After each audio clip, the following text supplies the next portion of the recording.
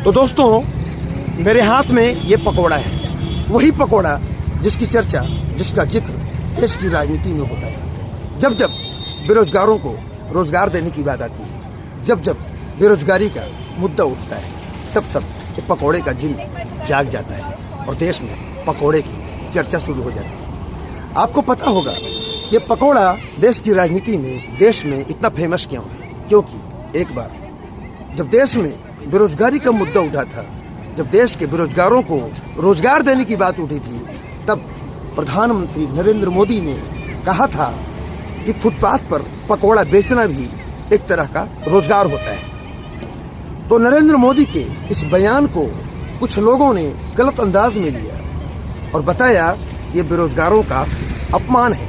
लेकिन वहीं देश के कुछ बेरोजगार युवाओं ने प्रधानमंत्री मोदी के इस बात को गांठ बांध लिया और मोदी की राह पर चल पड़े। तो ऐसे ही हमारे साथ एक युवती जो ग्रेजुएट करने के बाद पोस्ट ग्रेजुएट की तैयारी कर रही है, लेकिन इसने नौकरी की आस छोड़ दी और मोदी की बातों को आत्मसात करते हुए फुटपाथ पर पकोड़ा तलने का काम शुरू कर दिया। तो देखिए, हमारे साथ मौजूद है, चलिए हम सीधे इन्हीं से बात करते हैं और जानते हैं कि आखिर उन्होंने पकोड़े का व्यवसाय शुरू कैसे किया।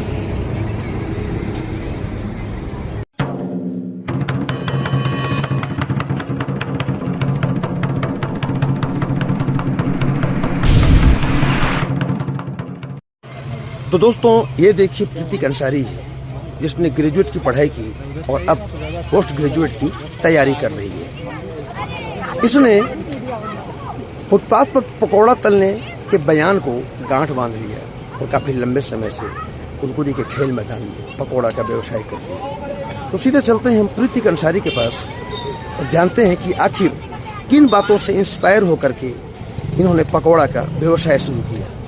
प्रीति, ये कैसे आपने ये मतलब इस काम को शुरू कैसे किया, मतलब क्या सोच के शुरू किया? मैंने पीएम मोदी, नरेंद्र मोदी के इंस्पायर, मतलब उनको देखा मैंने कि जब वो ये बिजनेस कर सकते हैं तो उनकी बातों को सहमत होकर मैंने ये काम स्टार्ट किया और ये काम से मुझे बहुत ज़्यादा खुशी मिली है।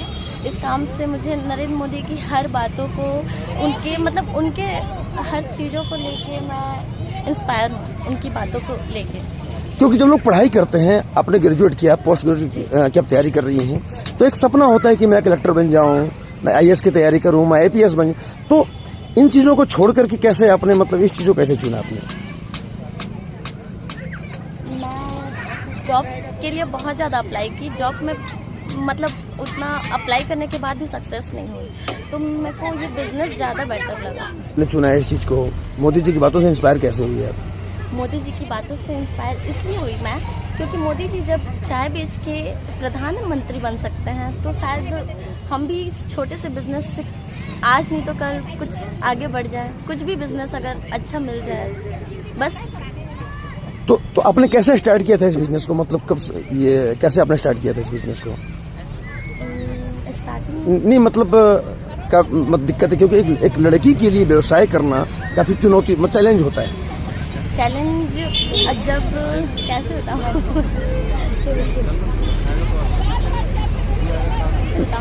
नहीं, मतलब किसी ने कुछ कहा नहीं, किसी ने कुछ बोला नहीं, किसी ने मना नहीं किया, वो लोग सपोर्ट करते हैं घर वाले? हाँ, सपोर्ट हस्बैंड का है, हस्बैंड ने हमारी बहुत सारी सपोर्ट की है। साथ में उनके साथ हमने ये व्यवसाय स्टार्ट किया, साथ में आज जो तरक्की कर रहे हैं, आज जो काम कर रहे हैं, आगे बढ़े हैं, दोनों साथ में मिलकर। तो क्या क्या चीज़ बनाती हैं आप? चाइनीज़ पकोड़ा बनता है, फिर मोमोज बनता है, वेज सोया पनीर का, स्प्रिंग रोल बनता है, कुरकुरे मोमोज बनता है, फिर स्प्रिंग रोल बनता है। ये तो यहाँ की यूनिक चीज़ क्या है? यूनिक चीज़ है आपका स्प्रिंग रोल, कुरकुरे मोमोज, क्योंकि यहाँ पे अभी तक किसी ने भी कुरकुरे मोमोज और आपका स्प्रिंग रोल नहीं बेचा है। अच्छा, ये जो युवा जो नौकरी की तलाश करते हैं, उनको क्या मैसेज देना चाहेंगे आप भी स्टार्ट करो यही काम, आगे बढ़ो। बाकी जो अपना बिजनेस होता है वो सबसे बेस्ट होता है, वो छोटा काम हो या बड़ा काम हो, लेकिन बिजनेस जो होता है वो अपना ज़्यादा बेस्ट होता है। Thank you. और युवाओं को भी यही मैसेज दे रही है, युवाओं को नौकरी की तलाश में दर दर भटकने के बजाय कुछ ऐसा ही व्यवसाय शुरू करके जीवन को आगे बढ़ाने की कोशिश करनी चाहिए। तो बहरहाल हम आपको और भी ऐसे युवाओं से मिलवाएंगे और भी ऐसे बेरोजगार लोगों से मिलवाएंगे जो मोदी की बातों को गांठ बांध करके अपने व्यवसाय में जुड़े हुए हैं। तो बने रहिए हमारे साथ। ऐसी खबरों के लिए हमारे YouTube चैनल नदी चौपाल को सब्सक्राइब जरूर कीजिए, और अभी तक अगर आपने हमें इंस्टाग्राम फेसबुक पर फॉलो नहीं किया है तो प्लीज़ फॉलो जरूर कीजिए। Thank you.